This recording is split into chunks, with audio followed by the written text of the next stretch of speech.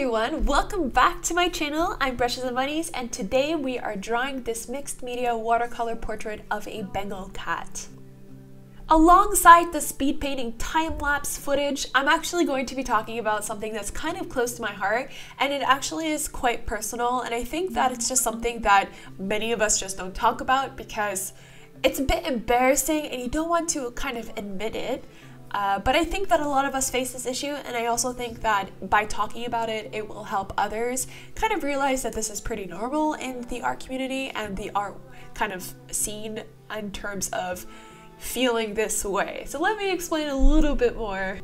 So for me, really, as an artist, there are two sources of frustrations that I deal with on a regular basis.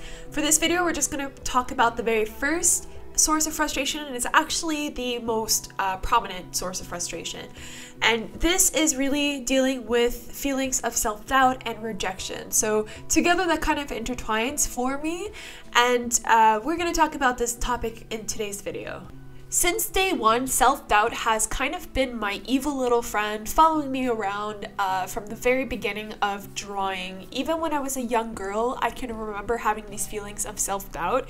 I think the earliest memory of this would probably be around age 12 years old. A lot of this was really actually reinforced by certain peers or family who would tell me that the art that I was drawing was like, it was bad, there was no way I could pursue something in it, and I kind of became aware of the self-doubt. And as I grew older, it became quite a bit of a problem. Actually, the fear of rejection and kind of just the feeling of self-doubt really actually stopped me from pursuing any sort of artistic kind of career. I didn't go to school for it. I went to school for design, although it is kind of a off branch of still art kind of movement. I let self-doubt take over, and for many years I actually didn't draw. Like, I think throughout my teen years, from the age of 14 up until the age of 20, I didn't do anything. I didn't draw because I was too afraid to. A lot of this came from just, getting rejected by people. I had family members really push me down. For example, some family members that I just don't talk to anymore, they really it had happened at the age of 14 where they really busted me on it, where it was just like, there's no way you could have drawn that. It's like, either it's too good for you to draw it, so you must have traced it, or it's too bad and you will never have a career in it, so just stop pursuing it. So those kind of words just increased this sort of level of self-doubt that I had within me. So very early on, having this sort of rejection already laid upon me by family, by friends, by even teachers, just like getting that sort of feeling already bestowed and kind of ruining my hopes of pursuing anything artistically, really put a damper on things. And like I said, I just stopped drawing. And this self-doubt aspect, this feeling, never really went away. Now, when I picked up the pencil once again when I was the age of 20, I had moved to a different country, I was living in Germany, I was feeling inspired again. I really, like, the feeling to do art never went away, and the passion to do art never went away.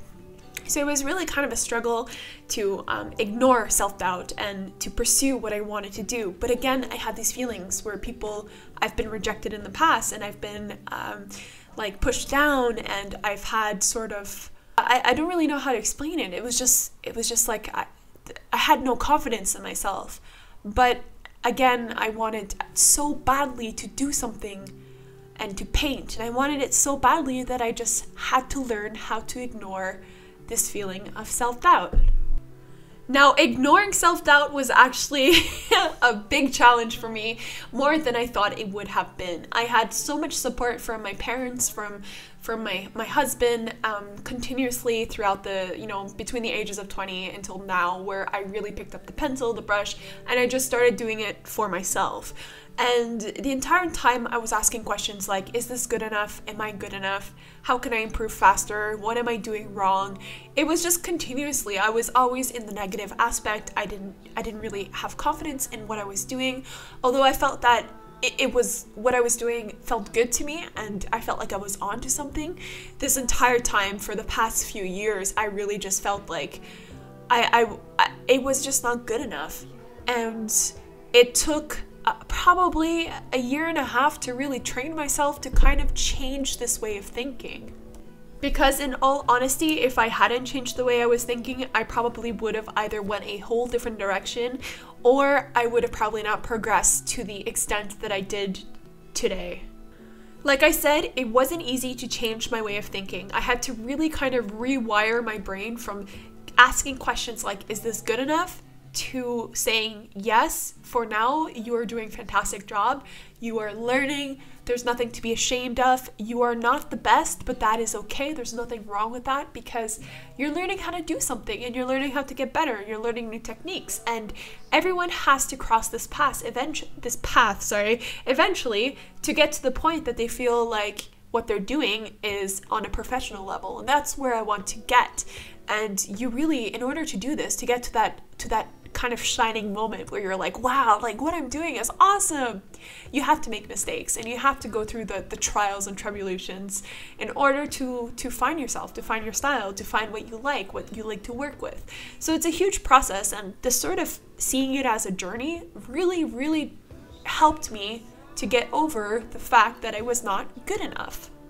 I also tried to change the way that I spoke about myself as an artist, as a learning artist, as well as what I was doing. So instead of asking my peers, my friends, my family, is this okay? Does this look good enough? Am I doing a good job? I instead asked, what could I improve on? What do you think of this sort of concept? Or do you like the way that I did the eyes or the background? What colors could I have used instead? Or yeah, I tried to find a more constructive way of asking questions to see what they could help me with, because really constructive criticism is also really good to get.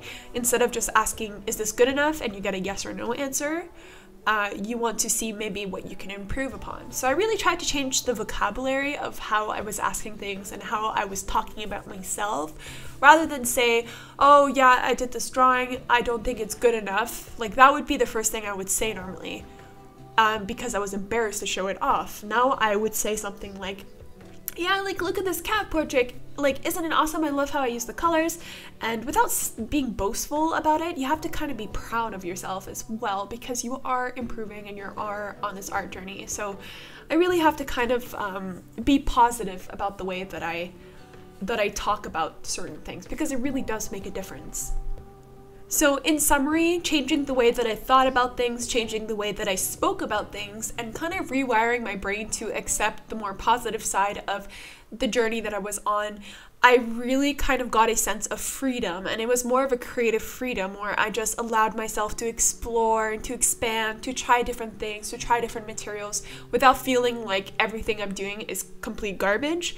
I really kind of, like today, just sitting here talking about this, I have a sense of freedom and I feel free and I want to explore and I'm happy about it. I don't feel restricted and I don't feel bound by my thoughts anymore, which is kind of the place you want to be, because that's actually where a lot of the creativity can blossom and do something really interesting. Okay, so I think I did enough talking for one video. I just wanted to touch upon the subject because it's something that's pretty interesting and has been developing over the past year, especially with the YouTube thing happening. I've kind of gained more freedom and more, especially freedom of expression without feeling bad about it. So that being said, I'd like to thank you guys for watching this video. I hope you liked it. Please give it a big thumbs up. Again, or I should probably just say that this portrait of this cat is actually for sale. I need to get rid of some of my stuff. I have so much inventory of paintings that I've been doing. So if you're interested in buying this mixed media painting portrait of a Bengal cat, please email me. My email is down below in the video description, and we can talk about prices. Of course, it's free international shipping on top of it. As always, you will find all of the materials that I used for this painting down below in the video description alongside my social media profile, so do subscribe, follow, give it a like, and yeah, do everything you need to do for the social media thing. It really helps to support me as a growing artist. So thanks once again for watching, and I wish you guys all a lovely day. Bye!